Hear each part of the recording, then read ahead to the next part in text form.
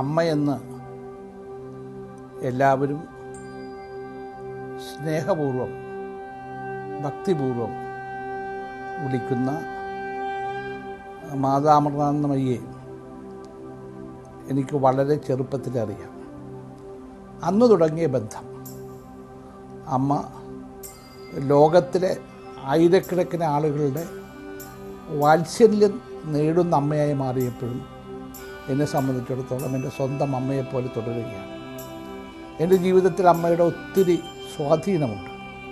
എവിടെ വെച്ച് കണ്ടാലും തോമാസ് എന്ന സ്നേഹത്തോടു കൂടി വിളിക്കുമ്പോൾ എൻ്റെ സ്വന്തം അമ്മയെ ഞാൻ മാതാമൃതാമയെ കാണുന്നത്.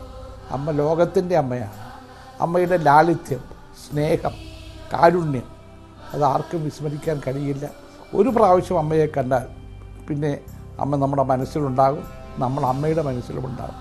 ഈ 72ാം ജന്മദിനം വരുന്ന ശനിയാഴ്ച അമ്മയുടെ ആചരിക്കുകയാണ്. ഭക്തജനങ്ങളൊന്നും ലക്ഷക്കണക്കിന് ആളുകൾ കടന്നു വരാൻ അമ്മയുടെ അനുഗ്രഹം തേടാൻ.